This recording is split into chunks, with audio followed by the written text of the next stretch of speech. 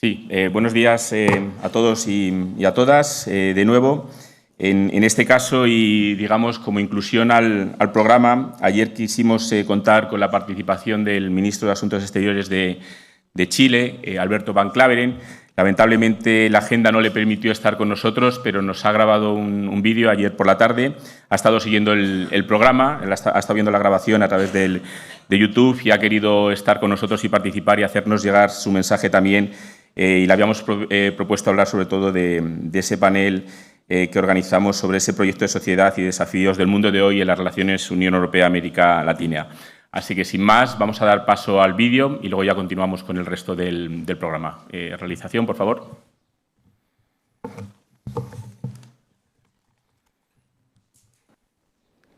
Hola, les habla Alberto Van Klaveren, ministro de Relaciones Exteriores de Chile. No es primera vez que le hablo a estudiantes del curso sobre la Unión Europea y América Latina del Caribe, organizado por la Fundación Juste y la Fundación dedicada a las relaciones entre la Unión Europea y América Latina, la Fundación EULAC, con sede en Hamburgo. Es un gusto estar nuevamente en este foro, aunque sea de manera virtual. El año pasado tuve la oportunidad de participar como profesor y especialista en relaciones europeo-latinoamericanas y esta vez el director del curso, Miguel Ángel Martín, buen amigo, me invitó, ojalá de manera presencial. Lamentablemente no he podido asistir presencialmente a ese magnífico lugar donde ustedes están en este momento, el monasterio de Yuste, que tiene un gran significado histórico a nivel iberoamericano, pero no quise dejar pasar esta ocasión para mandarles un saludo y compartir con ustedes algunas reflexiones sobre las relaciones entre nuestras dos regiones. Son relaciones que hoy por hoy se dan en un contexto de cierta complejidad e incertidumbre, no desde el punto de vista de las relaciones entre las dos regiones, sino que desde el punto de vista global. Estamos en una época caracterizada por la incertidumbre, en que el orden internacional que se estableció después de la Segunda Guerra Mundial está modificándose en una dirección cuyo sentido final todavía no conocemos bien. Estamos en un momento de tensiones entre superpotencias, tensiones que también se proyectan en el ámbito comercial. Estamos presenciando una guerra comercial entre dos grandes potencias comerciales como son Estados Unidos y la República Popular China. Y también, obviamente, como parte de ese escenario, está la tercera gran potencia comercial en el mundo, que es la propia Unión Europea. Porque desde el punto de vista económico, desde el punto de vista comercial, la Unión Europea tiene una potencia absolutamente comparable con la de Estados Unidos o la República Popular China. Estas tensiones están afectando el sistema comercial global. De hecho, lo que estamos observando en el caso de Estados Unidos y China son prácticas de comercio administrado y obviamente esto tiene un impacto grande para la Unión Europea y más todavía, diría yo, por su vulnerabilidad para la región de América Latina y el Caribe. Una región que prefiere mantenerse al margen de estas tensiones, pero que no puede escapar enteramente de ellas. Y eso es uno de los desafíos que estamos enfrentando en América Latina. Cómo no vernos arrastrados por las tensiones entre estas dos grandes superpotencias como son Estados Unidos y China. Todo esto en un contexto en que también estamos sufriendo el impacto de la pandemia. Obviamente, la pandemia ha disminuido en intensidad, el COVID afortunadamente ha disminuido en todo el mundo, pero estamos viviendo todavía el impacto de esa pandemia. Y para demostrarlo, ahí están las cifras de muy bajo crecimiento de América Latina, de bajo crecimiento también en la Unión Europea. También en el ámbito político estamos viviendo tensiones significativas. Ha habido un crecimiento del populismo y de movimientos antiglobalistas en todo el mundo. Y esto lo podemos observar también en nuestras dos regiones. Lo observamos en el caso de América Latina y el Caribe y lo estamos observando en el caso de la Unión Europea. Todo esto en un contexto global muy afectado también por una guerra que es la guerra más intensa que conoce Europa después del término de la Segunda Guerra Mundial y que tiene un impacto muy grande desde el punto de vista económico, se proyecta obviamente en el ámbito de los alimentos, se proyecta en el ámbito de la energía y obviamente también significa grandes pérdidas humanas y flujos de refugiados que justamente están dirigiéndose hacia otros países europeos. Frente a esa guerra ha habido una condena unánime por parte de la Unión Europea y además una unidad que realmente llama la atención desde el punto de vista de todos los países miembros de la Unión Europea y algunos otros países europeos que no son miembros, como es el caso del Reino Unido o incluso algunos países que históricamente se mantenían de manera neutral frente a este conflicto. En América Latina existen visiones distintas sobre el conflicto. Para Chile esta es una guerra de agresión, es una guerra inaceptable, es una guerra en la cual se han cuestionado principios que son básicos del derecho internacional, partiendo por el principio de no agresión, incluyendo obviamente el principio de no intervención y el principio de integridad territorial de los estados. Un principio que, como ustedes saben, ha sido muy importante para América Latina y el Caribe.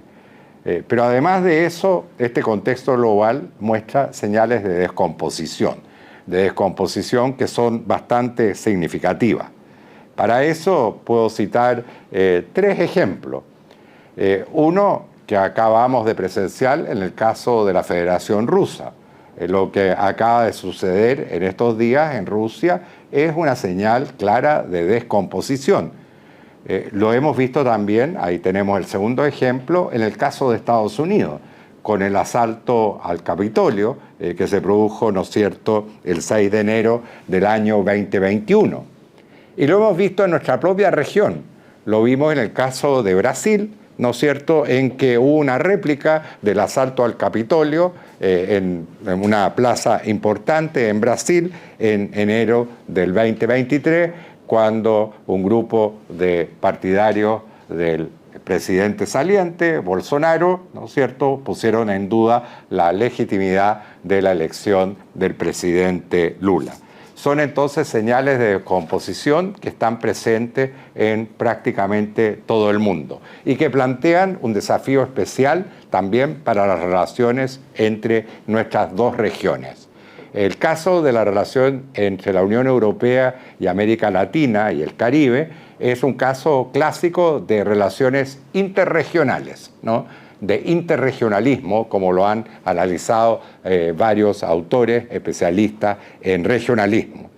Se trata de dos regiones que se vinculan desde el punto de vista histórico. Tenemos una historia compartida. Obviamente es una historia que parte de un hecho colonial, pero es un hecho colonial que está ya bastante distante, ¿no?, y que en consecuencia no interfiere en la relación entre las dos regiones, como sí sucede en los casos de regiones que sufrieron colonialismo de manera más reciente. Y tenemos una relación entre dos regiones que se apoya en ciertos instrumentos. Uno de ellos es justamente el instrumento de las cumbres interregionales. Estas cumbres interregionales se inauguraron en el año 1999 Es decir, no estamos hablando de un periodo tan lejano, tan distante en la historia. La primera gran cumbre entre la Unión Europea y América Latina y el Caribe se celebró en Brasil, concretamente en Río de Janeiro, el año 1999. Y ahí tuvimos oportunidad de participar. Y luego se han ido sucediendo cumbres en Guadalajara, en México, en Madrid, etc.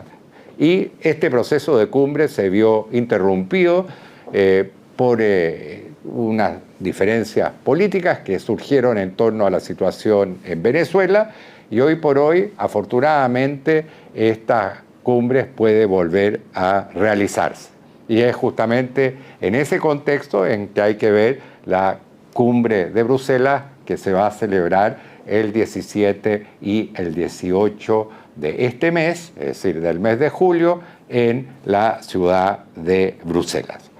Otro instrumento importante en nuestras relaciones birregionales o interregionales, como quieran llamarla, consiste en los acuerdos que ha ido negociando en la Unión Europea con distintos grupos de países de América Latina o bien con países individualmente considerados. Y ahí tenemos dos acuerdos que fueron aprobados y que entraron en vigor a comienzos de la década del 2000, el acuerdo de asociación de la Unión Europea con México y el acuerdo de asociación de la Unión Europea con Chile. Dos acuerdos muy relevantes y dos acuerdos que hoy por hoy están en pleno proceso de modernización y de puesta al día. Aparte de eso, hay otros acuerdos con grupos de países. Menciono el acuerdo interpartes que suscribió la Unión Europea con los países de la Comunidad Andina, que son acuerdos separados. Por una parte está el acuerdo con Perú y con Colombia, y por la otra el acuerdo con Ecuador, que responden a realidades distintas. Y luego está también un acuerdo muy importante, que es el acuerdo de la Unión Europea con América Central. Hay ahí también una relación con un componente histórico y político significativo, aparte de también su aspecto económico, y el acuerdo más importante a nivel interregional, que es el acuerdo que todavía no entra en vigor y que todavía no es firmado, lamentablemente, entre la Unión Europea y los 4 países miembros de Mercosur. Tenemos ahí entonces un segundo instrumento, aparte de las cumbres, que es muy propio de las relaciones interregionales. Estos acuerdos lo que reflejan es una relación que es bastante estrecha. Y cuando hablamos de un acuerdo de asociación, no estamos hablando solamente de un acuerdo de libre comercio. Estamos hablando de acuerdos que tienen un ámbito político, un ámbito de diálogo político muy significativo, y también estamos hablando de acuerdos que tienen un componente de cooperación. Y obviamente la intensidad de esa cooperación va a ir variando. Estamos hablando de cooperación al desarrollo según el nivel de desarrollo de los distintos países. Pero ahí también tenemos instrumentos que son extremadamente valiosos y que reflejan la intensidad de la relación entre los países de América Latina y el Caribe y los países de la Unión Europea. Ahora, en términos de nuestra relación interregional, hay una nueva propuesta que está haciendo la Unión Europea, ¿no? Es una nueva agenda para las relaciones con América Latina y el Caribe. Me refiero, como probablemente ya varios colegas han explicado, a la comunicación que ha preparado la Comisión de la Unión Europea destinada al Consejo de la Unión Europea y al Parlamento Europeo. Ahí hay varios elementos que yo quisiera destacar también desde una perspectiva de mi propio país. Uno tiene que ver con la temática medioambiental que no solamente se refiere a los temas clásicos del medio ambiente, de alguna forma a los temas terrestres del medio ambiente, sino que también se refiere al ámbito oceánico, que es un tema al cual Chile le otorga gran relevancia.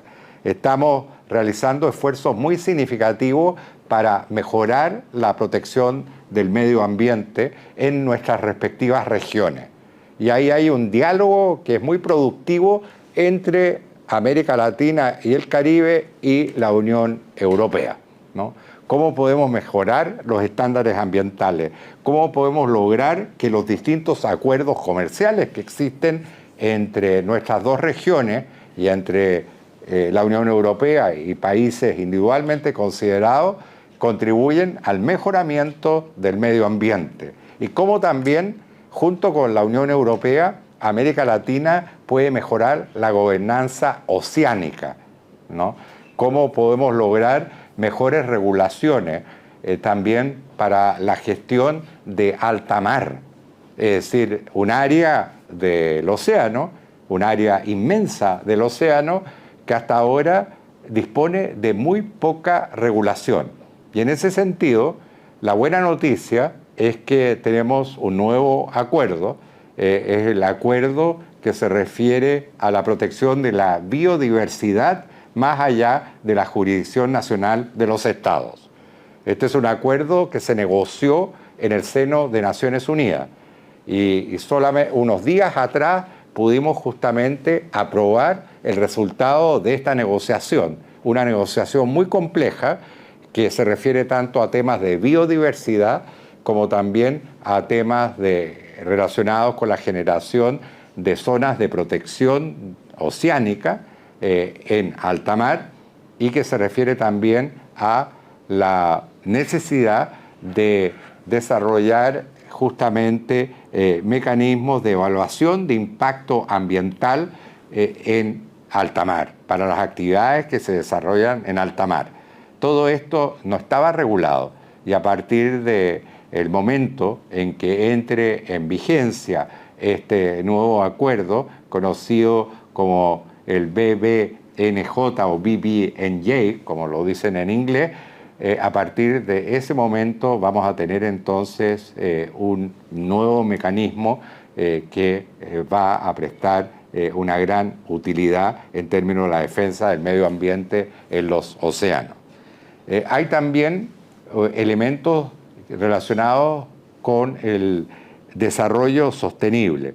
Es decir, ambas regiones se han comprometido a cumplir los objetivos de desarrollo sustentable o sostenible fijados en la Agenda 2030, ¿no? Y estos objetivos, los ODS, en realidad también actúan de guía en las relaciones entre ambas regiones. Otro tema que yo quisiera resaltar muy brevemente tiene que ver con la defensa y protección de los derechos humanos. Un tema muy relevante en estas dos regiones de las que estamos hablando. Y hay que destacar también que justamente tanto la Unión Europea como también el Sistema Interamericano de Derechos Humanos representan los esfuerzos más avanzados de carácter internacional para establecer regímenes internacionales de derechos humanos. Y esto es válido para el caso de la Unión Europea, que tiene el sistema más completo en estos momentos, y también es válido para los países de América Latina en cuanto participan en el sistema interamericano de derechos humanos, que también dispone de una institucionalidad bastante importante, ¿no? Otro tema que está planteado en nuestra relación entre la Unión Europea y los países de América Latina y el Caribe, representados por la CELAC, la Comunidad de Estados Latinoamericanos y del Caribe, tiene que ver con la transición energética. Cómo avanzamos hacia el desarrollo de energías limpias en ambas regiones. Y ahí yo creo que también hay una coincidencia bastante virtuosa entre Europa y América Latina. Europa también ha desarrollado nuevas tecnologías para la generación de energías limpias, de energías verdes. Y hay un debate muy intenso en términos de toda la conversión de la matriz energética europea, en parte, digamos, inducida también y acelerada por la guerra de Ucrania y lo que esto significó en términos de presión sobre la matriz energética europea. Pero América Latina tiene ahí una ventaja muy grande, porque dispone de recursos que son realmente muy extraordinarios para la generación de energías limpias, ¿no?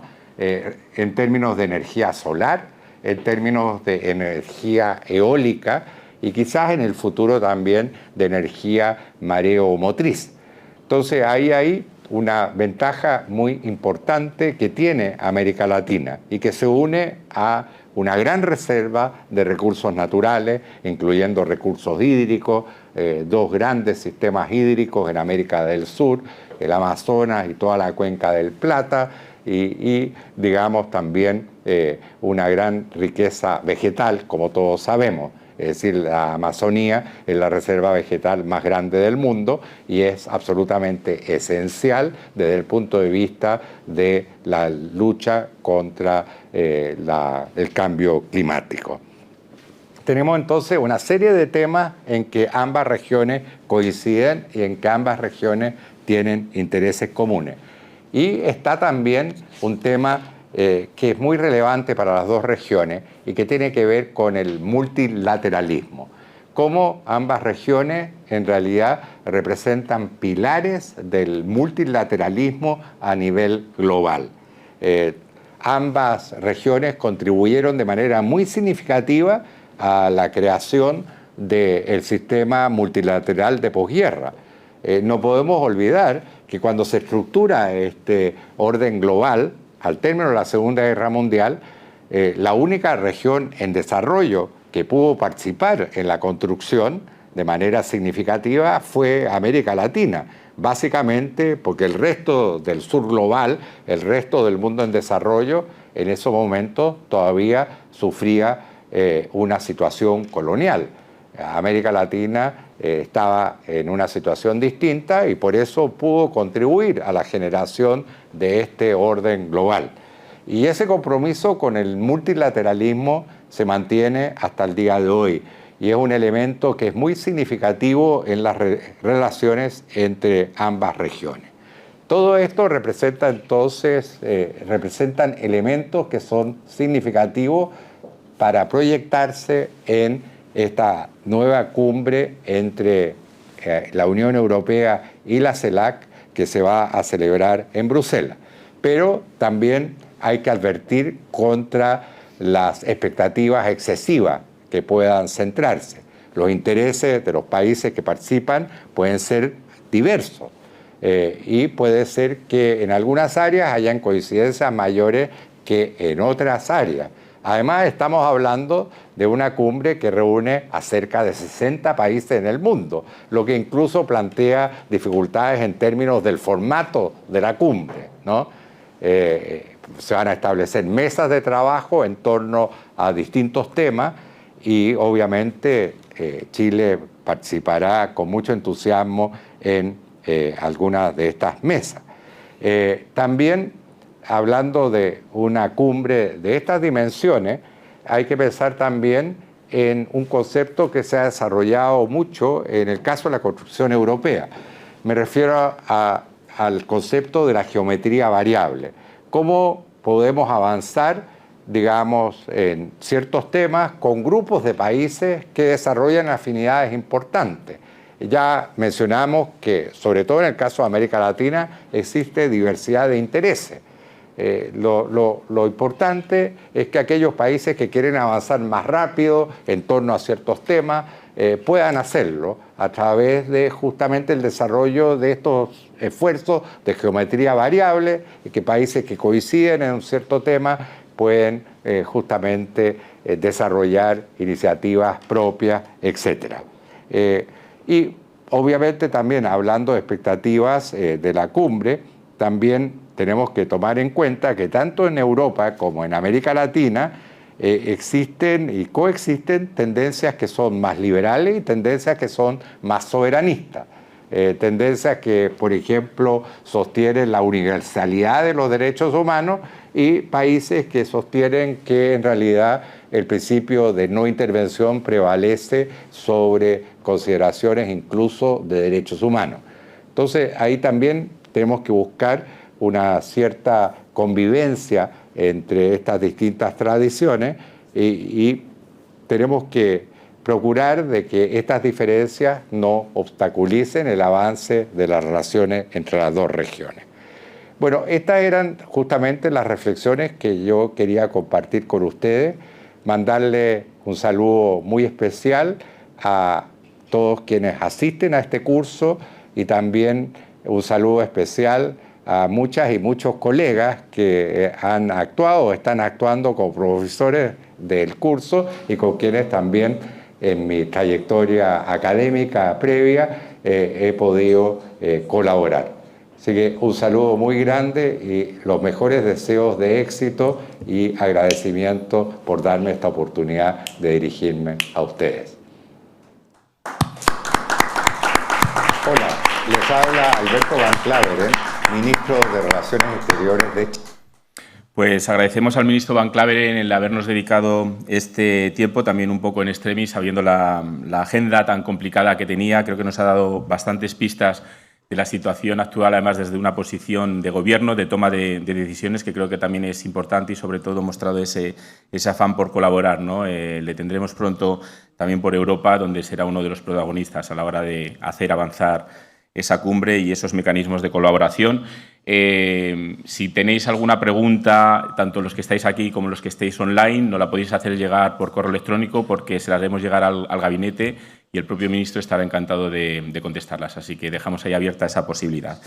Sin más, cerramos este bloque y pasamos luego al bloque siguiente. Así que, bueno, podemos cerrarlo con un aplauso. Muchas gracias.